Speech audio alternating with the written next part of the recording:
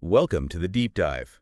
We're here to cut through all that noise, especially, the financial news fire hose, and give you the insights you actually need.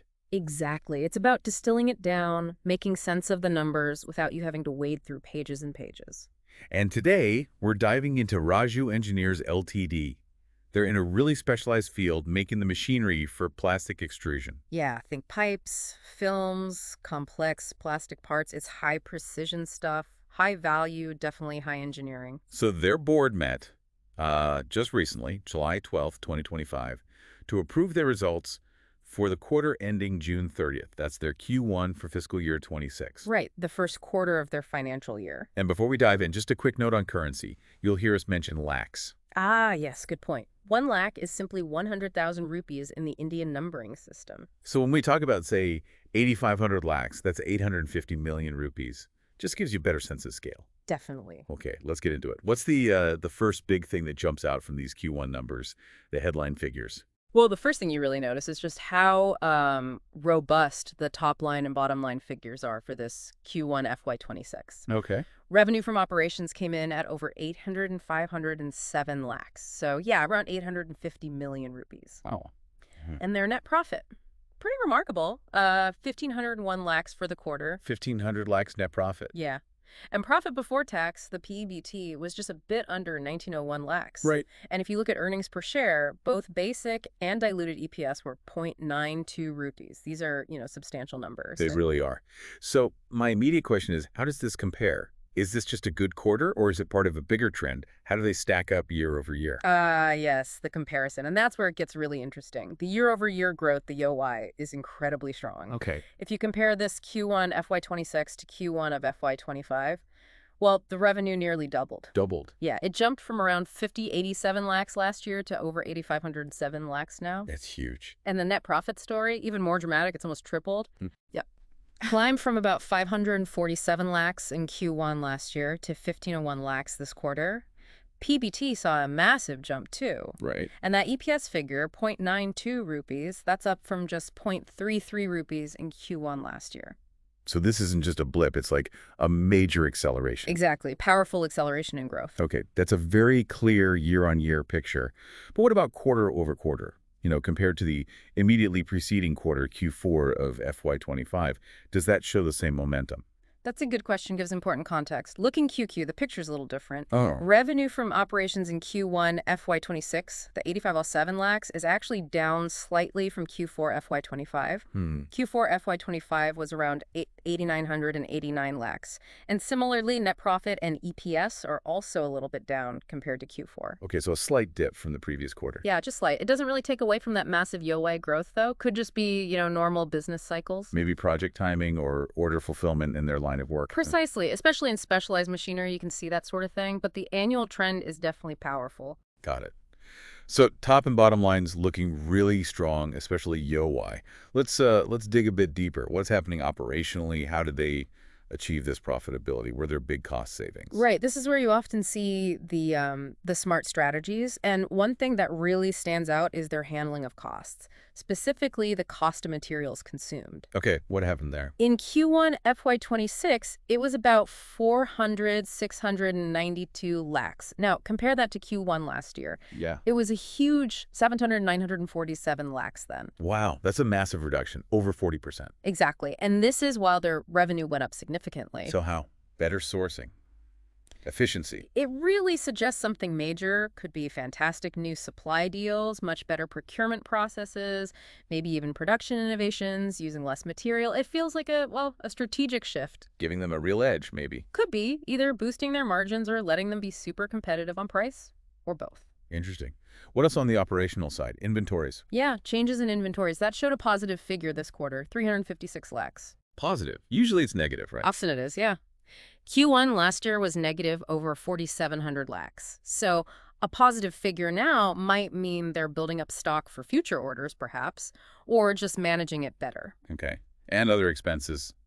Labor. Employee benefits expense did go up, as you'd expect with growth, rose to about 570 lakhs from 508 lakhs year on year. Makes sense. And other expenses also increased to 29 lakhs from about 695 lakhs last year. But one thing to keep in mind. Yes. Rajoo Engineers operates as a single business segment, just manufacturing this plastic extrusion machinery. So they're totally focused. Laser focused, which means any improvements they make in cost control or sourcing, like the materials cost drop, are really concentrated and impactful for the whole company. That specialization really pays off, it You seems. certainly can, yeah. Okay, so the numbers tell a story of growth and pretty impressive operational control. What about strategy? Any big moves at the board level to build on this? Yes, actually a very significant move. They appointed Mr. Jinesh Arshaw as their new Chief Sales Officer, the CSO. A new CSO. Is this a big deal? I think it signals a real push for more growth and innovation. He's not just, filling a slot. Right. He's got serious qualifications, engineering diplomas, degrees, business administration postgraduate, but more importantly, 17 years in the plastics industry. Okay, so he knows the sector inside out. Exactly. Strong track record in capital goods sales, building relationships, and his role isn't just sales leadership. Yeah, dang. He's involved in setting the short, medium, and long-term plans. And crucially, he's a key member of their new Product Development Advisory Committee. So sales and R&D input. Precisely. It suggests they're really focused on innovating, developing new extrusion processes and applications, not just selling the current lineup. That sounds like a smart strategic hire, linking sales directly with future tech. It really does. Now, you mentioned the numbers looked good, but what about the auditors? For a lot of people, that's the final check. Any red flags, any concerns raised in the limited review? No, it seems like a clean bill of health on that front.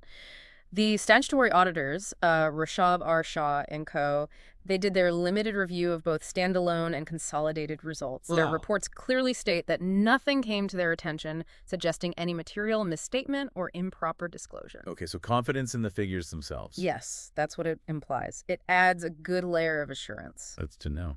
And you mentioned consolidated results. That includes their joint venture, right? How's that doing? It does, yeah.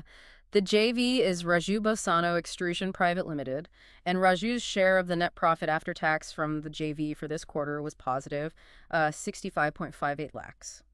So a nice little contribution there, too. A healthy contribution, exactly. Adds to the overall positive picture. And any news on dividends for shareholders? Well, the board had previously recommended a final dividend. This was for the last financial year, 2024-25. Good. It's 0.15 rupees per share, but that still needs shareholder approval at the upcoming annual general meeting. Right, standard procedure. But recommending it is usually a positive sign, isn't it? It shows confidence. Generally, yes. It suggests the board feels good about sustained profitability. Okay, so pulling it all together, what does this deep dive mean for you, the listener? What are the key takeaways from Rajoo Engineers quarter? Right, let's synthesize this. First, you've got really robust, accelerated year-on-year growth. Both revenue and profit are way up, shows strong demand for their specialized machinery. Okay, strong growth. Check. Second, that exceptional handling of material costs, cutting them so significantly while revenue grew, that points to some real operational strength or smart procurement, a potential edge. Got it. Cost control is key. Third, the strategic hire of the new CSO, Mr. Shah. His deep experience and his role in R&D signals a dual focus, expanding sales and driving future innovation in their niche. So growth plus innovation focus. Exactly. And finally, you have that clean audit report, the positive contribution from the JV, and the dividend recommendation. It all paints a picture of a well-run company, financially sound, with a clear growth path in its specific industrial segment. So it's a clear snapshot, really. A specialized company firing on multiple cylinders, growth, cost management, strategic hiring. It shows how financials plus those corporate moves give you a much richer picture, doesn't it? Absolutely. It's more than just the numbers in isolation. So final thought maybe to leave our listeners with something to mull over. Well, yeah. Thinking about Rajoo Engineers, their strong performance, that CSO hire linking sales and R&D, their intense focus just on plastic extrusion, it makes you wonder, doesn't it? What or what? What this might signal for industrial machinery manufacturing overall, especially in these very specialized niches. Are we going to see more deeply focused players like Rajoo, ones with tight cost control and innovation, start to really dominate, maybe even consolidate these specific market segments? Interesting point. Is specialization and focused innovation the key differentiator going forward? It could well be. Something definitely worth watching in similar industries. Food for thought indeed. Yeah. Well, thanks for joining us on the deep dive today. We hope this gave you a clearer, more insightful look into Rajoo Engineers and the dynamics at play. Hope it was useful. Until next time, Keep digging for those insights.